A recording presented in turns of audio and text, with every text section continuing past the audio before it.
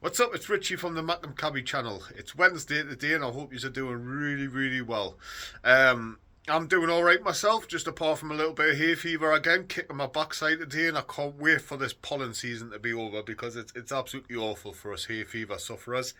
So if you do suffer with hay fever, I honestly, I give you my sympathy. Anyway, what I've come on to talk about today is just the transfers that we have made so far.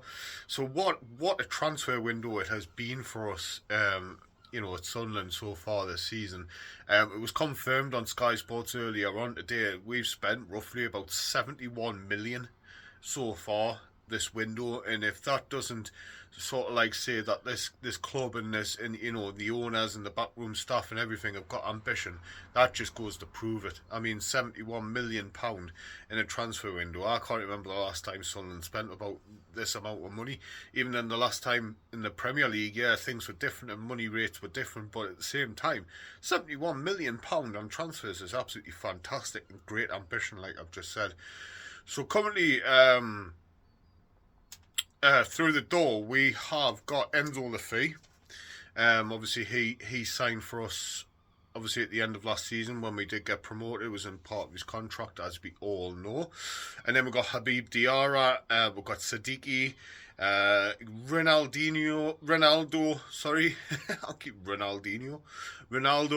I think he likes to be called Rennie or Ray, by the looks of it, and when I listened to his interview as well. And we've also just been confirmed with Talbi as well, the winger, the Moroccan winger that we have signed from Club Bruges. So, we've brought in some absolutely fantastic players, some really hungry young players. There's the Talbi as well, who we've brought in from Club Bruges, has obviously got his Champions League experience. I've been watching a few highlights on YouTube as well, especially the game against Atlanta, and he looks absolutely fantastic. Bags of pace. He's not frightened to have a shot either. So yeah, that's a great addition, and we were really struggling on that right hand side with just having Paddy Roberts. So now we've got him in. I mean, that's fantastic. We've got cover there, straight away. And again, left hand side, even on the left hand side, we've got Mundle and Isidore that can still play on that left hand side.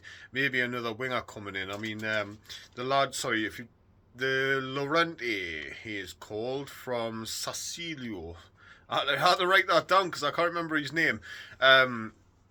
So he's still in the frame, but from what I gather, things are moving quite slowly with him. I'm not sure what the hold up is, whether it's on Cecilo's end where they're wanting a bit more money from. Just pay the money for him, you know what I mean? As long as we're not going over the 30 million mark for him, I'll be very happy with that, because he can play left wing, he can play the right wing, and he's a striker as well. So there's plenty of cover that we can bring in. The goalkeeper situation, Petrovic from Chelsea, I have seen today that Bournemouth are rumoured to be interested, and it has come out obviously on the rumour mill on social media that he would prefer a move to Bournemouth. Not sure why, to be honest. Maybe it's because they're more of an established Premier League club than what Sunderland are, or it might just be location for him. Who knows? But if we can sign a goalkeeper of his quality, I think that'll be a great addition to the club. But if he is wanting to move away, then we're going to have to turn the targets to somebody else. Obviously, as well, did mention on the Monday night show as well that we have got interest as well, just rumoured interest in Sam Johnson from Wolves. Obviously, he's ex-Crystal Palace keeper as well, and obviously he's got international experience with England. Sam Johnson, I think, is about 32 years old now, so he has got vast amount of experience, but from a few Wolves fans, I have seen that they're not sort of like, they're not saying he's that great, to be honest. He hasn't really done much for them.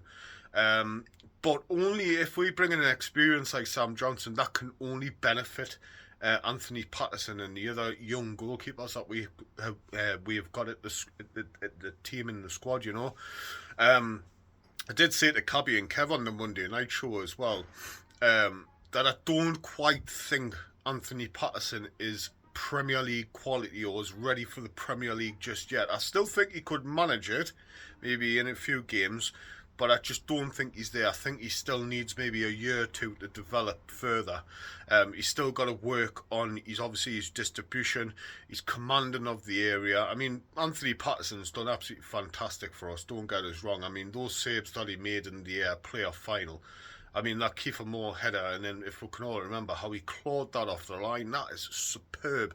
And then he did make another save as well in the playoff finals with his feet as well. I mean, you know, he's great at reaction saves. He's great at reflexes as well. I just think he needs that just a little bit more experience. But at the same time, I've always been a fan of Anthony Patterson, and I think it would be a little bit unfair if we didn't actually give him a few games in the Premier League or give him a chance to prove his worth that he can play at that level. So maybe bringing in a bit of experience in the goalkeeper department. I still would like Petrovic to come from Chelsea because obviously, you know, from what I can gather, he's an absolutely fantastic goalkeeper. And again, he's played in the Champions League for Chelsea as well. He's played a few Premier League games. I don't think he's got that many games under his belt for Chelsea, but still, you know, he's quality, and that's what we need to bring in. So I think with the goalkeeping situation, you know, I think it's just, you know, we're going to have to wait and see. I think it's going to be one of the toughest, you know, that and the striker situation is probably going to be the two toughest areas to bring in players to the club. Another thing as well with the centre-half position, we've still got nobody brought in centre-half.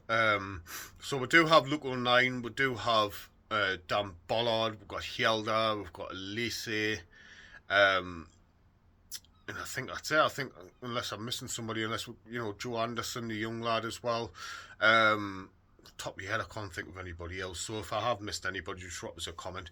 But yeah, anyway, so we do need to improve that centre-half position, bring in cover. And I think, again, bringing experience in that position as well would be, you know, very, very good choice. You know, likes of Chris Metham, you know. I don't know what's going on with that. I mean, everybody would love to see Chris Metham come to the club, but we just don't know what's going on with obviously his parent club Bournemouth and what's going on with him. Does he actually want to come up and stay with Sunderland? I mean, I can't see why not. I mean, he had a great season under her. You know what I mean? He played quite a lot of games as well when Dan Bollard was out, and we were very lucky to have him on the bench in the playoff final as well. When Luke O'Nien got injured. So Chris Metham, yeah, I'll still say, yeah, we should be looking to bring him in. If not, again, going back, we haven't heard anything about Wilfred Singo either. There's been no movement. That was just a rumour at the very, very start of the transfer window. So yeah, I mean, if we can get the likes of Singo and Chris Metham brought in, I mean, two brilliant centre-halves. And even Singo can play as a right-back as well. So there's a little bit of cover for Trey Hume. We have got, obviously, Alan Brown as well that can play at right-back.